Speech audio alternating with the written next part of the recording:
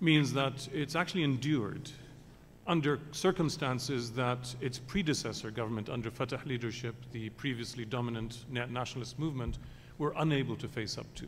So it has done more with much, much less. In the West Bank, on the other hand, we have a different sort of supposedly democratic liberal model, a technocratic model of governance, which I respect, I share in terms of its values and so on. I personally have a great deal of regard for Salam Fayyad, and I think he's proven himself to be very astute politically, far more than would appear, in terms of managing the different political realities he has to deal with in the West Bank. Israel on one side, Fatah on the other side, that gives him only grudging support, and so on. However, the reality is that his government controls very little. He is dependent on political actors, primarily Fatah, which are themselves in disarray and that pull in different directions, and that leave him basically with a bloated civil service that does not perform all that well. And I invite you to look simply at the websites of the rival governments, and you see an amazing set of websites in Gaza and almost non-existent ones in the West Bank. That doesn't tell you everything, of course, about performance and delivery and values, but it's indicative of a work ethic. There are different ethics. So, but the real problem facing Salam Fayyad is that he, like the Hamas government in Gaza, controls none of the key levers of sovereign existence: external borders, access to external markets, the airwaves, i.e. The use of television, radio, internet, etc., facilities, natural resources, and especially water, but also land use outside of municipal boundaries in the West Bank, the land register, and the population register of who is or is not a legal person in Palestinian areas. So Hamas, in some respects, has the advantage of having uninterrupted, exclusive control within its borders over land and population, and therefore is much more like a state. Fayyad has none of this in the West Bank. And a big question, I think, is for the diplomats, whether, if there is to be any sort of interim solution in which the Palestinians move from the current situation to total, real independence, real exclusive control, sovereign control over their land, population, and natural resources, if there is to be anything in between, the big question is the West Bank government going to receive meaningful control over any of the concrete levers that we regard as constituting sovereign control? Over the registration, population registry, over water, anything. I mean, give me one area in which the Fayyad government may acquire over the coming year actual sovereign control over anything. I'm doubtful. Now, in terms of models, what this leaves us with is a liberal democratic model that was broken 4 years ago when there was a democratic election in which Hamas won. And unfortunately, neither the Palestinian incumbent, Fatah, was able to come to terms with operating in opposition and learning how to be an effective opposition party. It was encouraged in the delusion that it could retake power by the neocons in the US administration, who together put together what I would call a regime change strategy.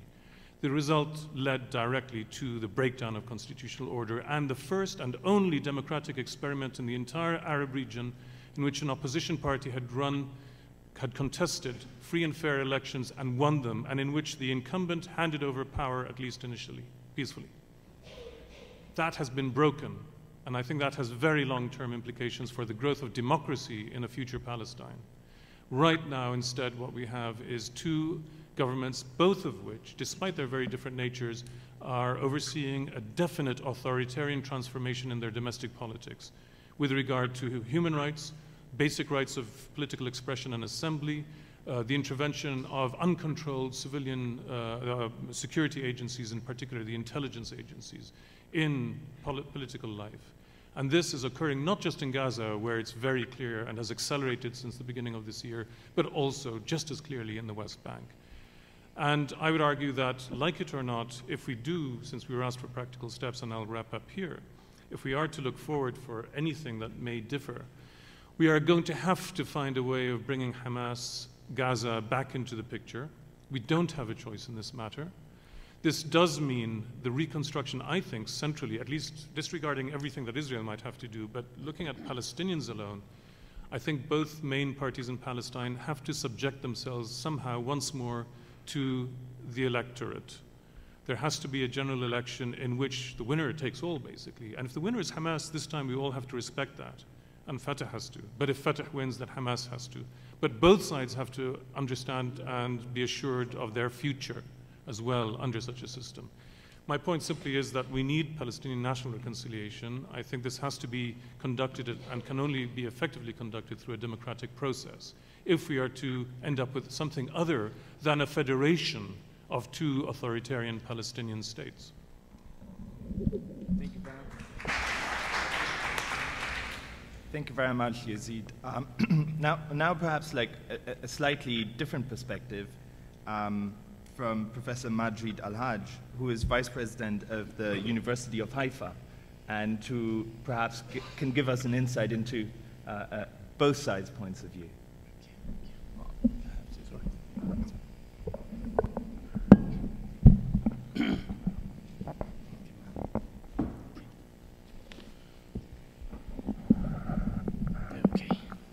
Good morning, everybody. صباح الخير, بوكر توف لكلام.